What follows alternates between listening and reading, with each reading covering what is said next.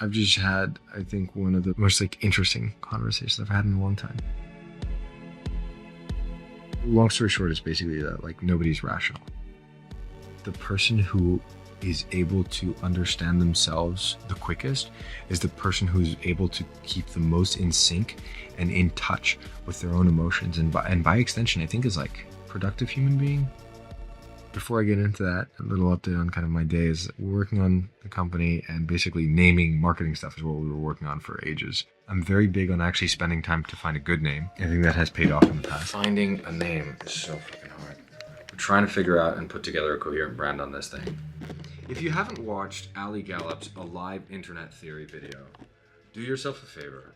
Go and watch that right now. I think it's an incredible video. The guy's not even building a brand, but that is what the start of a good brand looks like. Most startups absolutely fucking suck at this, especially B2B companies. Brand is such an underrated life hack if you're doing B2B, because nobody invests in it as much as they should. If you're only signing exclusively enterprise deals, maybe brand is not, all the main focus.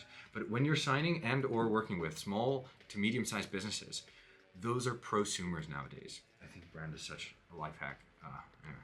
Other than that, actually, the thing I want to talk about is I have to do a proper video on this, and I think I need to experiment a lot more, and I'm just going to kind of regurgitate some of the ideas that I was talking about with my friend Sebastian, who's sleeping in this room. It was a really, really interesting conversation. Long story short is basically that nobody's rational, which I think is something I would have told you if I met you, and maybe I've even said in these videos at some point in time that I consider myself a rational person, and most of my decisions I take to be rational and so forth. There's one core piece of information which I think is key, which is basically said there's some study which looked at people who don't have an emotional center in their brain. What it found was decisions happen in the part of your brain which is the center of emotions.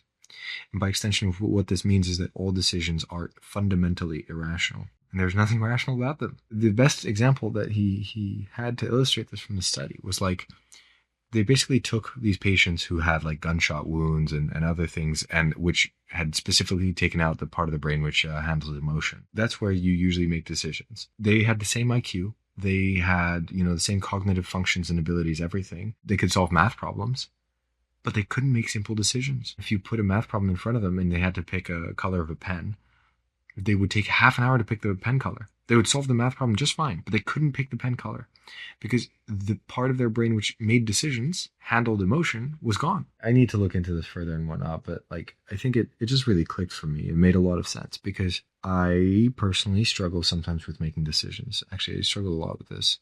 Knowing what you want, because I have often found myself in situations where I can rationalize two things. I'm okay, this makes sense and this makes sense. And I use rational argument, right, to make a particular decision. But in reality, I'm excited about something else. And so my emotion says one thing, but I can't make a rational argument for this thing. And so I'm confused. And so I get stuck. And I didn't realize that a lot of this has to do with emotion, in terms of emotions can sometimes stop you from making the decisions you want because you feel fear of missing out. A lot of emotions stop you from making certain decisions. For example, I know for me, the fear of being public and online and all this stuff is something that stopped me from making loads of decisions, namely making content, right? I have filmed every day for the past almost 2 years now. And it was, if I'm being very honest, after 4 failed attempts at trying to create personal branding content, which every single time I got embarrassed about, and often stopped and was extremely self-conscious about it and so forth. This is going into a really long ramble, but it's 2 a.m. And I think this was extremely interesting to discover. And I basically think that the person who is able to understand themselves the quickest is the person who's able to keep the most in sync and in touch with their own emotions. And by extension, I think is an extremely productive human being. There's also this other idea I've recently been toying with, which is the idea of the only thing that matters is self-respect, and life in general. One of the things that happens in this game, and I have, if I'm very, very honest, have found myself at times almost falling into this trap as well, is you get caught up in this greed and mimetic desire, which is, everybody has a Ferrari, so I want one too. Everybody has money, and money's this thing that gives me status. And so there's a point in time in which you almost you have this opportunity to get more money and stuff like that. But I realized that's not at all what matters long run. The only thing that matters is self-respect. In personal life and professional, if you ever sacrifice your self-respect, that is what leads to regret. There's nothing else. And if you basically just optimize for maximizing the amount of self-respect that you have for yourself, you do things that you respect and look up to, and you basically do this on repeat, you will build the version of yourself, I think, which you are most proud of. And I think that's a really fulfilling life. Everybody wants the respect of others. I think what is truly, truly most fulfilling is to have your own respect. There's these times where you meet somebody who you find quite impressive and you kind of look up to them. It's because you respect them a lot, maybe more than you respect yourself.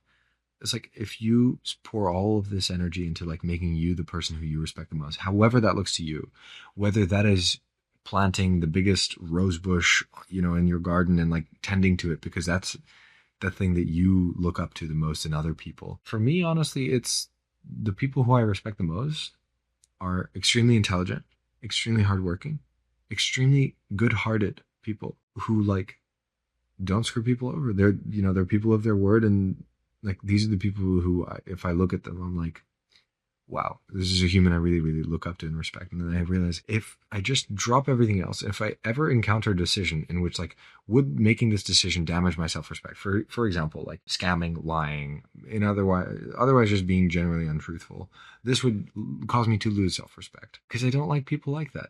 And I wouldn't like myself if I behaved like that. If you just apply that filter to everything, I think you will build such a cool person for yourself, and you will be so happy. I think these things play into each other. I'm very excited about these ideas. When you get into new environments and you start exploring crazy new things, it stretches you often as a person, which is exactly what I'm experiencing here. And I'm very, very happy about it.